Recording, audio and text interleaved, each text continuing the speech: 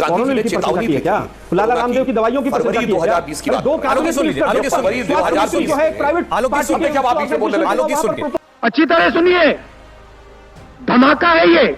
नफरत की बात पूरी तरह से मैंने तमाम चीजें गिनवाई। एक भी राज्य के अंदर इनकी स्टेट गवर्नमेंट रिपीट नहीं हुई है, इसी वजह से परफॉर्मेंस पे कोई बात नहीं करता। एक भी राज्य में, गुजरात को छोड़कर, वहां भी बॉर्डर पे थे 7 साल में, किसी एक राज्य में इनकी सरकार रिपीट नहीं हुई। चलो भाई, देखिए, आपके कोई भी दर्शक इसको रिवाइंड करके देख सकते हैं, नहीं तो YouTube पे जाके देख लेंगे। आलोक भाई ने अपने पहले वक्तव्य में कहा 45 साल में सबसे बुरी बेरोजगारी, और अभी कहा 50 साल से, यानी 20-15 मिनट के अंदर 5 साल की बेरोजगारी बढ़ गई। इससे समझ में आता है कि इसके तथ्य कितने विश्वसनीय हैं और कितनी यथार्थपरक बातें ये कर रहे हैं। नाइस। दर्शकों से जाके देखिए, नेट पे अवेलेबल है। जनवरी 2014 में कितने का था? 1200 और 1300 का सिलेंडर था, गैर सब्सिडी का, और वो आज छाती पीट रहे कि 800 का क्यों हो गया है, जबकि हालात क्या है वो सब बात अपनी जगह है। पूरी तरीके से पेट्रोलियम प्रोडक्ट्स अक्टूबर 2014 से डीरेगुलराइज हो गए हैं।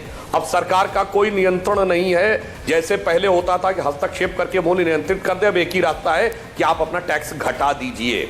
ठीक है, जैसे आप बात कर रहे हैं तो आपने हमको और आलोक जी को बुलाया है डिबेट में। आज से 25 साल पहले डीजी दूरदर्शन तय करता था कौन डिबेट में आएगा कौन नहीं आएगा। आज डीजी दूरदर्शन आपको निर्देश नहीं दे सकता है, क्योंकि मीडिया पूरी तरीके से स्वतंत्र हो चुका है। वैसे ही ये पूरे तरीके से बाजार के हवाले हो चुके हैं। पहले चरण में पेट्रोल 2010 में हो चुका था और डीजल अक्टूबर 2014 में हो गया। बात तो सही है। हमारे समय में अंतर्राष्ट्रीय बाजार में पर बैरल का रेट एवरेज $108 रहा, और इनके समय में $25 तक चला गया। उसकी बात नहीं करेंगे। ये कह रहे हैं कि साहब ये तो बाजार के हाथ में है। Indian oil, Bharat petroleum, Hindustan petroleum, इनका मालिक कौन है? इनका मालिक केंद्र सरकार है। केंद्र सरकार नहीं है क्या? अच्छा, 21 लाख करोड़ का एक्साइज ड्यूटी का जो गबन आप लोगों ने किया है, वो पैसा कहाँ चला गया? आप कह रहे हैं हमने सम्मान निधि दे दी, प्रति हेक्टेयर 15,000 रुपये इनपुट कॉस्ट बढ़ गई किसान की, और 6,000 रुपये दे दिए, और वो भी 6,000 रुपये 16 करोड़ जो किसान थे उसमें से मात्र 9 की जेब में गए। उसके बाद क्या हुआ? आप पूरी तरह से देश की जनता को व्यापार पर चला रहे हैं। अच्छा, 9 महीने में कोरोना के काल में 1.25 करोड़ रोजगार मात्र 6% जो ऑर्गेनाइज सेक्टर है उसमें दे दिया। तो भाई बाकी अनऑर्गेनाइज में करके तो 5-7 करोड़ रोजगार दे दिए होंगे आपने। ये कब तक आप लोग जो हैं पूरे देश को गुमराह करेंगे? जीडीपी ग्रोथ रेट -23.9% हो गई, लेकिन 1.25 करोड़ रोजगार 3 महीने के अंदर, 9 महीने के अंदर आ गए हैं। ये सब दोगलापन है। मैं तेरा दोगलापन उतारता हूँ। हाँ, मैं ये बात बताना चाहता हूँ भाई, ये तो बड़ी तर्कसंगत बात है। ईपीएफ का मतलब क्या होता है? एम्प्लॉई प्रोविडेंट फंड, हिंदी में वैधु कर्मचारी भविष्य निधि।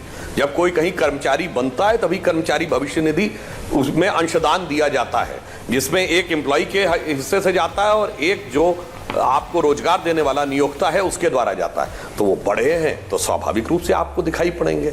अब मैं आपसे कहना चाहता हूं, जो आपने कहा मान्यवर, पिछले साल के आपने आंकड़े कह दिए कि 49 साल में सबसे ज्यादा। अरे मान्यवर, 5000 साल की डॉक्यूमेंटेड हिस्ट्री में मानव जाति की सबसे बड़ी त्रासदी आई है। कोई ऐसा इतिहास में अवेलेबल नहीं जब 200 देश एक साथ इन चीजों से प्रभावित हों। और आप बताइए G7 में कितने कंट्रीज की ग्रोथ रेट पॉजिटिव थी, या G20 में कितनों सबकी ग्रोथ रेट नेगेटिव में चली गई। उस पर छाती ठोक रहे कि 49 साल में सबसे कम है। जनाब, इस समय भी फॉरेन एक्सचेंज रिजर्व हमारा सबसे ज्यादा है। इस समय भी हमारा फॉरेन डायरेक्ट इन्वेस्टमेंट सबसे ज्यादा है। हमारे जमाने में कभी रुपए का डिवैल्यूएशन नहीं हुआ। जब आप 50 साल में कहते हैं, 91 में तो हमारा $1 बिलियन से कम रह गया था, 1 से कम रह गया था मान्यवर। फॉरेन एक्सचेंज रिजर्व, सोना गिरवी रख दिया गया था, रुपए का अवमूल्यन हो गया था। और आप कहते हैं साहब उससे बुरी स्थिति आ गई है। इसलिए जो तथ्य कहें वो यथार्थपूर्ण ढंग से रखने चाहिए। मैं मानता हूं कि राहुल गांधी जी जिस आवेग में, आक्रोश में, विक्षिप्तता में, उद्विग्नता में सदैव रहते हैं, और वो कुछ भी किसी भी प्रकार का प्रपंचात्मक बात बोलने लगते हैं, तो आलोक शर्मा जी आप ही उनको थोड़ा समझा दिया करिए कि इस प्रकार के उद्वेग में बोलने से कोई चीज समझ नहीं जाती। अब समझ में नहीं आता है। जब से वो सतही से मुद्दे समझने वाले हुए हैं, तब से उनके दिमाग पे कौन कौन से मुद्दे किन किन तर्कों के आधार पर आने लगे हैं, ये समझने के लिए एक शोध करने की आवश्यकता है। खत्म, गया। दोस्तों, आप लोग वीडियो को राष्ट्रहित के लिए लाइक और फॉलो कर लेना।